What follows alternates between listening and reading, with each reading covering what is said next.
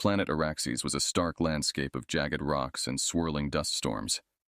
Amidst this desolation, Lyra, a young Thalkir alien, lay weakened, her slender frame shivering under the alien sun.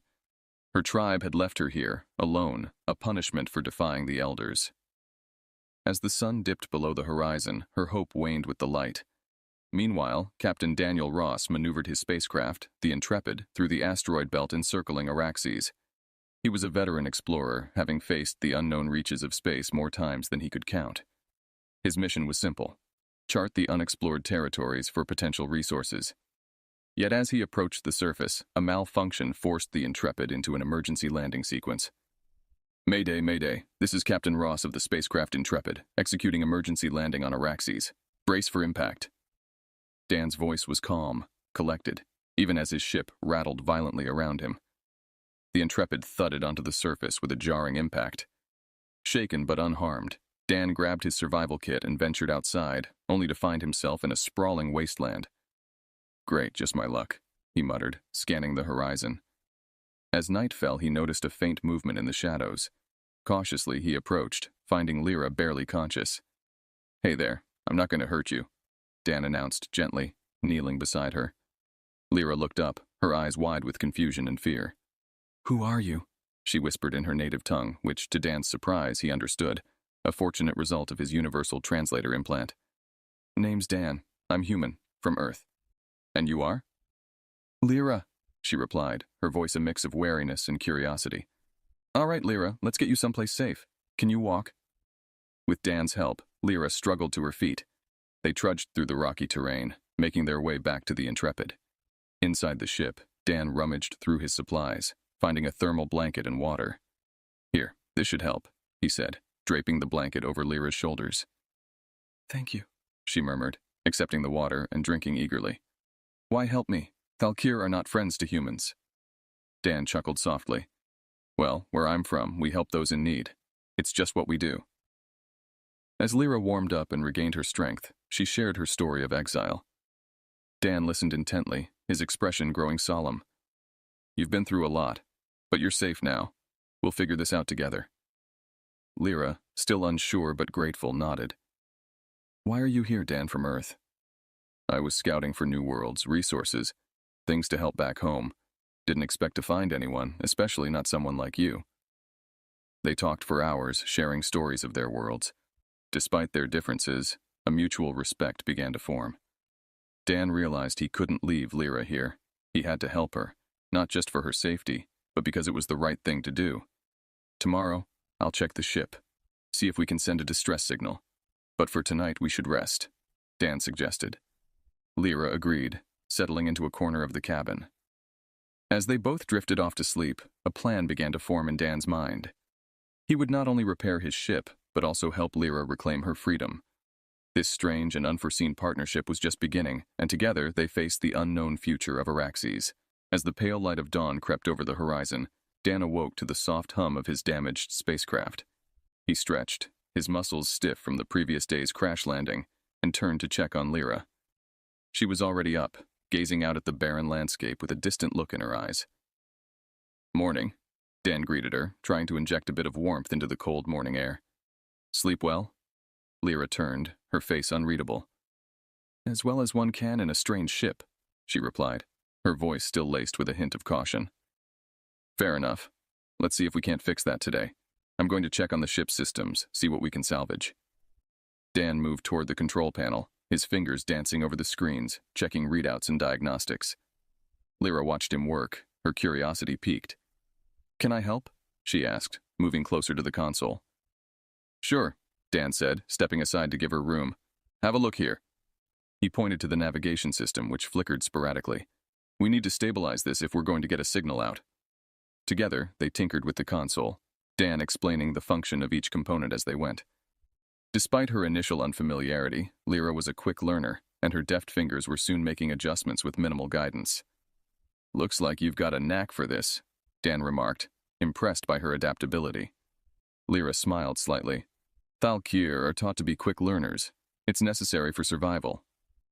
As they worked, Dan found himself increasingly amazed not just by Lyra's technical skills, but by her resilience.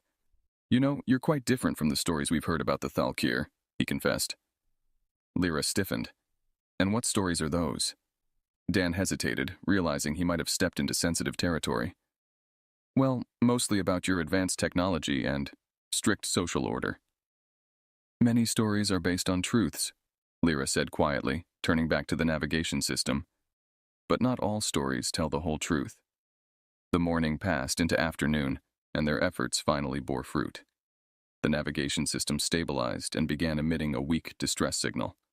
It wasn't much, but it was a start. Now that we've got that sorted, we should scout the area. Could be useful resources around, Dan suggested, ready to focus on their survival. Lyra agreed, and they prepared for a short expedition outside. As they equipped themselves with essentials from the ship, Dan handed Lyra a compact laser tool. What's this for? Lyra asked, examining the device. Protection, mostly. Never know what we might run into out there, Dan explained. They ventured out, Dan leading the way with a scanner. The landscape was even more unforgiving up close, with sharp rocks and steep ravines. But as they walked, Lyra pointed out various plants that looked desolate but were actually rich in nutrients. Thalkir training, Dan guessed, watching her expertly gather samples. Something like that, Lyra confirmed, a hint of pride in her voice. Their search uncovered a small cave system with water deposits, a crucial find. As they mapped the area, their conversation flowed more freely, ranging from tales of Earth to the rigid customs of the Thalkir. Despite the stark differences in their backgrounds, a mutual respect formed, grounded in their shared struggle to survive. As they returned to the Intrepid with their findings, the sun was setting, casting long shadows over the rocky ground. They were no longer just two strangers from different worlds. They were teammates, each bringing their own strengths to the fore in the face of adversity. Thanks for today, Dan said as they stored their supplies. I couldn't have done it without you. Lyra nodded, allowing herself a small smile. Nor I without you. In the failing light, they sat down by the ship, watching the stars begin to appear in the darkening sky, each lost in thought about the uncertain days ahead, yet comforted by the unexpected alliance that was forming between them. The next few days on Araxes were marked by a routine that both Dan and Lyra gradually settled into. Each morning began with a status check of the ship's systems, now a shared task that Lyra seemed to relish, as it gave her a sense of control in an otherwise unpredictable situation. Dan noticed her increasing fascination with human technology, her questions growing more insightful and technical. Your tech is different from ours, Lyra observed one morning as they recalibrated the communication array. Less advanced in some ways, but more versatile. Dan grinned, handing her a tool. Versatility might be the only edge we humans have. We're pretty good at making do with what we've got. Lyra nodded thoughtfully. Thalkir technology is built to last, to be perfect, but it's not adaptable. If something unexpected happens, we often struggle. It sounds like your people value order and predictability, Dan said, tightening a bolt. We do, Lyra confirmed. Everything is planned, from your role in society to how you spend your days. Deviations are not well received. Dan sensed a touch of bitterness in her voice. And that's why you were exiled? Lyra paused, her tool hovering over the circuit board. I questioned our leaders, proposed new ideas for exploring beyond our assigned sectors. I thought they would appreciate initiative. And instead, they sent you here, Dan concluded softly. Lyra resumed her work, her movements a bit more forceful. Yes, to make an example out of me. Their conversation shifted the dynamic between them, weaving threads of empathy into their growing friendship. After their morning tasks, they would explore the surroundings, collecting samples and mapping the terrain. During one such exploration, they stumbled upon a patch of bioluminescent plants that illuminated a small cavern with a gentle blue glow. The sight was mesmerizing. Beautiful, isn't it? Dan remarked, watching Lyra's face light up with wonder. It's incredible, she replied, kneeling to examine the plants. These could be used to generate sustainable light sources. See, always the scientist, Dan chuckled, setting up a small device to capture energy readings. Lyra looked up at him, her expression serious. Being a scientist is all I know. It's my identity. Dan sat beside her, their shoulders touching lightly. Maybe this is your chance to redefine what that means, Lyra. Out here, you're not just a scientist. You're a survivor, a fighter, a friend. The word friend hung between them, new and fragile. Lyra considered it, then smiled slightly. And you, Dan? What are you out here? Me? He laughed. Just a pilot, I guess. A pilot a long way from home. But more than that, Lyra pressed. You are also a teacher, a protector. Dan looked at her, struck by her insight. Maybe you're right. Maybe we're both more than we thought we could be. As they made their way back to the Intrepid, their conversation turned to plans for improving their makeshift camp. Ideas flowed freely, from enhancing their shelter to refining the energy systems with the bioluminescent plants. That evening, as they sat by the ship, a makeshift meal warming beside them, the air between them was filled with an easy camaraderie. The stars overhead shone brightly, a tapestry of infinite possibilities. We make a good team, don't we? Dan said, his voice low in the quiet. Lyra nodded, her eyes reflecting the starlight. Yes, we do, and perhaps together we can find a way off this planet. The night deepened around them, filled with the sounds of a foreign world. But within the small bubble of light cast by the Intrepid, Dan and Lyra shared a moment of peace, their thoughts aligning with shared goals and the promise of tomorrow. Their journey was far from over, but they faced it together, each finding in the other a strength they had not known before. The tranquility of their newfound routine was shattered one crisp morning when the ground beneath Dan and Lyra's feet trembled slightly, an ominous prelude to chaos. Both instinctively turned their gazes skyward, where the peaceful blue was streaked with the fiery descent of alien crafts. The Garaxians, a warlike species known for their ruthless invasions, had found Araxes. Dan's eyes narrowed as he assessed the situation, his hand instinctively reaching for the sidearm at his belt. Looks like we've got company, he muttered, his voice edged with determination. Lyra, who had only heard of the Garaxians through interstellar warnings, felt a surge of fear. Garaxians here? Why? No idea, but we can't stick around to find out, Dan replied quickly. He grabbed Lyra's arm, pulling her toward the cover of nearby rocks. Stay low and follow my lead. As they ducked behind the jagged outcrops, the first of the Garaxian ships touched down, disgorging squads of armored soldiers. Their movements were swift, precise, as they began to secure the area. Peering from their hiding spot, Dan handed Lyra a pair of binoculars. Take a look. Anything seem familiar about their formation? Lyra observed intently, her mind racing. They're systematic, almost robotic. But there's nothing I recognize, no signs they're searching for something specific. That might be our only advantage, Dan whispered, formulating a plan. We need to keep them guessing, keep them off our trail. For the next few hours, Dan and Lyra moved stealthily, using the planet's rugged terrain to their advantage. Dan's military training proved invaluable as he instructed Lyra on guerrilla tactics, how to move silently, how to observe without being seen, and how to make use of the environment around them. As night fell, the Garaxians set up a temporary base, their ships casting eerie lights over the landscape. Dan observed their camp through night vision goggles, noting the patrols and their frequency. We need to disrupt their operations, slow them down while we figure out a long-term plan, he said, his mind racing through various scenarios.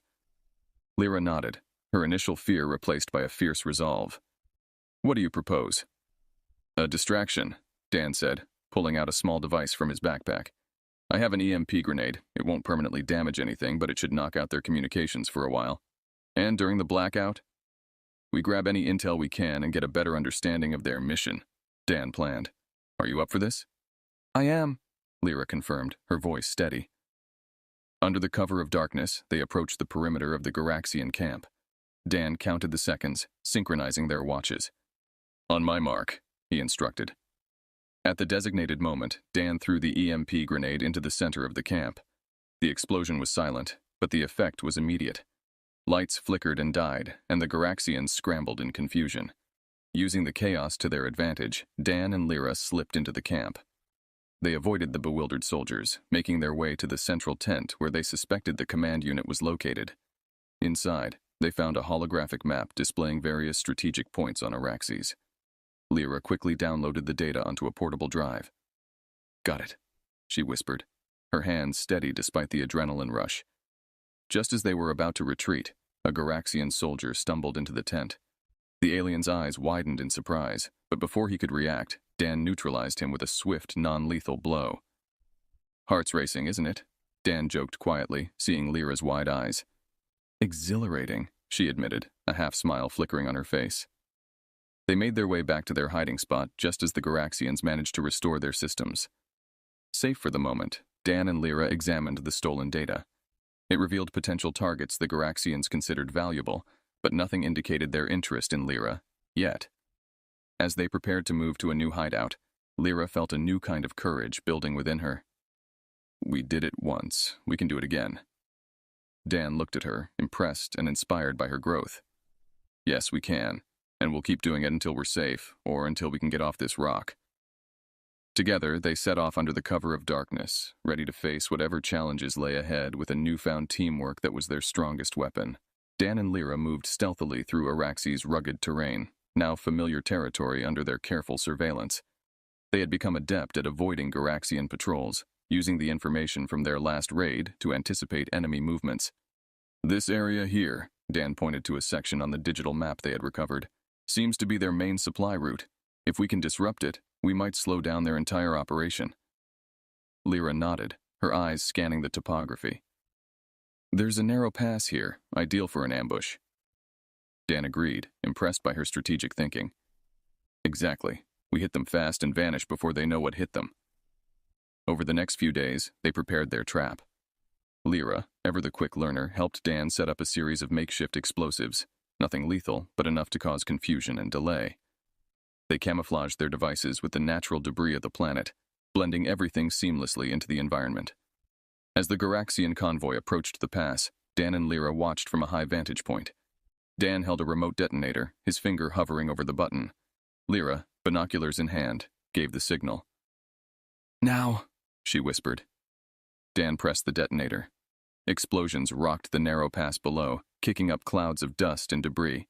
The Garaxian vehicles halted, their formations thrown into chaos as soldiers scrambled to respond. "Come on," Dan said, already moving to the next phase of their plan. They darted down the hillside, moving to intercept the convoy from another angle.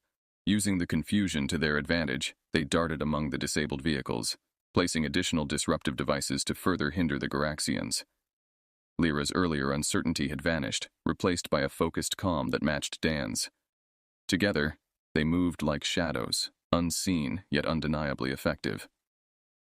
Once their mission was completed, they retreated to a secondary hideout they had prepared earlier, a cave system that Dan had discovered and fortified. Inside, they monitored the aftermath of their attack through a series of remote sensors. "Their response time is getting slower," Lyra noted, analyzing the data. "Our tactics are working." Dan smiled wryly. "They're not used to this kind of resistance. Most civilizations just roll over when the Garaxians show up, but not us, huh?" "Not us," Lyra echoed, a fierce pride in her voice. Over the following weeks, they continued their guerrilla warfare, striking swiftly and vanishing without a trace. Each successful operation brought them more confidence, and with confidence, an even greater determination to survive. But their success did not go unnoticed. One evening, as they were planning their next move, Dan's makeshift scanner beeped ominously, a signal that a large-scale search was being organized. "They're upping their game," Dan observed, examining the output. "Looks like they're bringing in more troops and heavier equipment." "We need to change our strategy," Lyra suggested. "Maybe it's time to think about an escape plan." Dan nodded, his mind racing through possible options. "We need more intel. If we can find out where they're concentrating their forces, we might find a weakness." Lyra agreed. "Let's do one more raid. If we can get into their command ship, we could access their full deployment plans." "High risk," Dan cautioned, looking at Lyra with concern. "High reward," she countered, her eyes steely. "We can't keep this up forever. Sooner or later, we either get caught or run out of resources." Dan knew she was right. "Okay, we'll do it. One last raid." As they prepared for what might be their most dangerous mission yet, the bond between them had never been stronger. They were no longer just survivors, but warriors, partners in a fight neither had anticipated, but both were determined to win. Their shared resolve would soon be tested in ways they couldn't yet imagine. The night was eerily silent as Dan and Lyra approached the Garaxian command ship. Concealed by the darkness and the uneven terrain, they moved with precision, every step carefully calculated. Dan led the way, his experience in covert operations evident, while Lyra followed, her senses sharply tuned to any signs of danger. Reaching the outer perimeter of the ship without detection, Dan paused, scanning the area with a handheld device. "No patrols in immediate vicinity," he whispered. "Looks like our timing is right." Lyra nodded, her focus intense. What's the entry point? Dan pointed towards a less fortified hatch they had identified from their earlier surveillance. There. It's less guarded, but will require a quick bypass of the security lock. Together, they crept to the hatch. Dan worked quickly, his tools deftly disabling the lock, while Lyra kept watch. With a soft hiss, the hatch opened, inviting them into the belly of the enemy vessel. Inside, the corridors were dimly lit and empty. The Garaxians were likely focused on external threats, not expecting an intrusion from within. They made their way to the central data hub, a room filled with servers and communication equipment. Dan set up a portable interface device. This should give us access to their operational files. We need to be quick. Lyra stood guard at the door while Dan's fingers flew over the interface. Screens flickered, data streamed, and then suddenly, everything they needed was displayed before them. Got it, Dan exclaimed softly. Looks like they're planning a major offensive, not just here, but across several. He was interrupted by a sudden alert from the system. The screen flashed a security warning, and within moments they heard the sound of approaching footsteps. Time to go, Lyra hissed, pulling Dan away from the console. They fled through the corridors, retracing their steps towards the hatch. The sound of Garaxian soldiers echoed behind them, a cacophony of orders shouted in their harsh, guttural language. Just as they were about to reach the hatch, a squad rounded the corner ahead of them. Dan and Lyra skidded to a halt, trapped. With no time to think, Dan pulled Lyra into a side corridor and found a narrow maintenance shaft. They squeezed inside just as blasts echoed where they had been moments before. Hidden within the confines of the shaft, they caught their breath. Dan looked at Lyra, his eyes serious. That was too close. Lyra, her face pale but determined, nodded. We got what we came for, though. As they made their way out of the shaft and back to the surface of Araxes, Dan reviewed the data they had managed to download onto his portable device. What he found made his blood run cold. Among the detailed invasion plans and strategic targets, there was a file on Lyra. It was marked with a priority tag from the Thalkir leadership. They sent the Garaxians after you, Dan said, his voice low, handing the device to Lyra. Your people, they ordered this. Lyra scanned the document, her expression turning from shock to a hardened resolve. I was a fool to hope they might forgive my insubordination.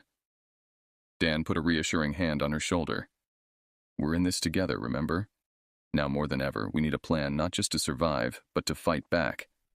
Lyra met his gaze, her decision firm. Let's do more than just escape.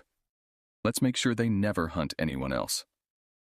With renewed purpose, they set about devising a plan to turn the tables on both the Garaxians and the Thalkir.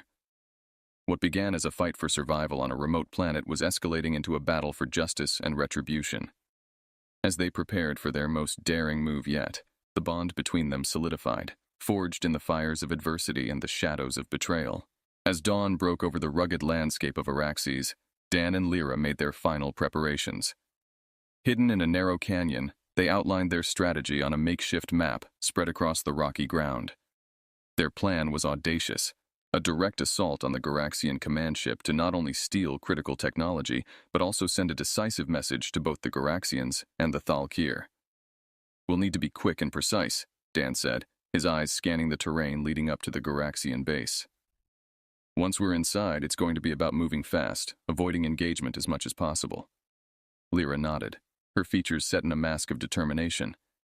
I'll handle the navigation to the engine room. You focus on securing a path out. They were interrupted by the distant hum of a patrol unit. Ducking behind a large boulder, they watched as a squad of Garaxian soldiers passed by, oblivious to their presence. Once the danger had moved on, they resumed their planning. Once we reach the engine room, we'll install this, Lyra said, holding up a small device. It's a high-yield explosive, enough to cripple their ship and disable their warp capabilities. Dan looked at the device, then at Lyra.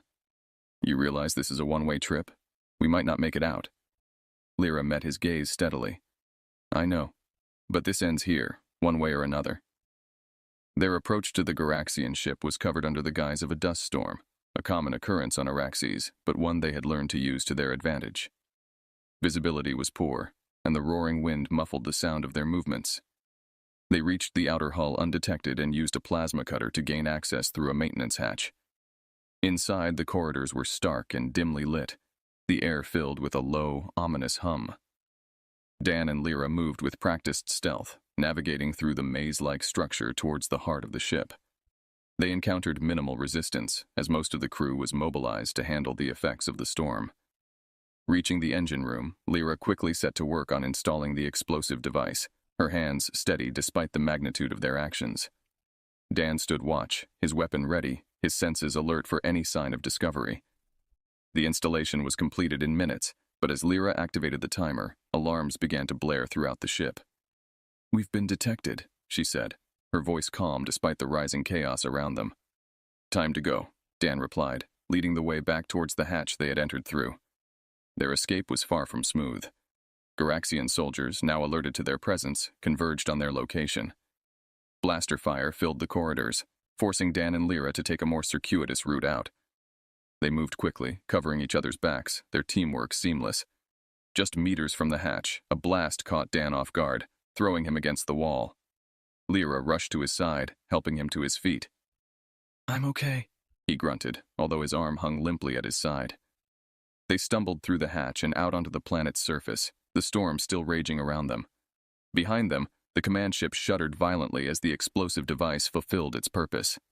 Flames burst from the engine room, spreading rapidly. As they made their way back to their hideout, the ground shaking beneath their feet, Lyra supported Dan, her face grim. "We did it," she said, looking back at the burning wreckage. "We did," Dan agreed, pain etching his features. "Let's just hope it's enough." Back at their shelter, they tended to Dan's injuries and prepared for any potential retaliation. But as hours turned into days without sign of pursuit, it became clear that their bold move had paid off. The Garaxian presence on Araxes was crippled, their command chain in disarray. Dan and Lyra watched the horizon, knowing that their fight might not be over, but understanding that they had struck a significant blow against those who sought to control them. They had not only survived, they had turned the tide, their courage and resolve altering the course of their fates forever. In the aftermath of their daring raid on the Garaxian command ship, Dan and Lyra found themselves in a brief period of calm. The destruction they had caused was significant, scattering the Garaxian forces and leaving them in disarray. With the immediate threat diminished, they had a chance to plan their next move. Sitting together outside their makeshift shelter, they gazed up at the star-filled sky. Dan, his arm in a makeshift sling, seemed contemplative. "We've changed the game, Lyra. Not just for us, but potentially for anyone else the Garaxians or the Thalkir might try to bully." Lyra nodded, her eyes reflecting the firelight. "I never imagined I'd be part of something like this. When I was exiled, I thought my life was over. But meeting you, it's given me a purpose I never thought I'd have." Dan smiled at her, his eyes crinkling at the corners. "You've got a fighter's spirit, Lyra. You were never meant for exile." Their conversation drifted to what lay ahead. With the Garaxians weakened, they had a window to escape the planet. The stolen data from the command ship included coordinates to several habitable worlds, none under Thalkir or Garaxian control. "Here," Dan pointed to a spot on the digital map. "This planet, Zionara. It's a free colony, not aligned with any major powers. We could start over there, maybe warn others, help prepare them." Lyra considered this, the idea of continuing their fight in a different form appealing to her. "That sounds like a place where we could make a difference. Not just live, but contribute, protect." They began repairs on the Intrepid with renewed vigor, salvaging Garaxian technology to enhance its systems. Working side by side, they found a rhythm, their partnership deepening into a seamless collaboration. Lyra, once a scientist constrained by the rigid expectations of her society, found new ways to apply her knowledge, while Dan discovered a sense of hope that he hadn't realized he'd lost. Several days later, as they prepared the Intrepid for takeoff, Dan looked over at Lyra, who was double-checking their navigation settings. "You ready for this?" he asked, a note of excitement in his voice. Lyra turned to him, her smile bright. "More than ready. Let's go make a new home." The engines of the Intrepid roared to life, a powerful sound that marked the end of their time on Araxes. As the ship lifted off, leaving the scarred planet behind, Dan and Lyra watched through the rear viewport. They were leaving much more than a planet. They were leaving their pasts behind, too. During their journey to Zionara, they shared stories of their lives, their dreams, and what they hoped to find in their new beginning.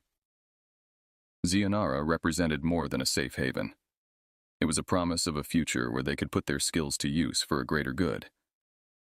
Landing on Zayanara was like coming out of a long, dark tunnel into light. The planet was vibrant with sprawling cities and lush landscapes. They were welcomed by a community that valued freedom and resilience, traits that Dan and Lyra had come to embody. As they settled into their new life, helping to strengthen the colony's defenses, they often looked back on their journey. The challenges they had faced on Araxes had forged them into more than survivors. They were guardians, ready to stand against any force that threatened their newfound peace. Sitting together one evening, watching the sunset paint the sky in brilliant hues, Dan turned to Lyra. "Think we'll ever get a break from all this excitement?" Lyra laughed, her eyes sparkling. "I hope not. After all, adventure seems to suit us." Their laughter mingled with the twilight air, a sound of pure joy and contentment.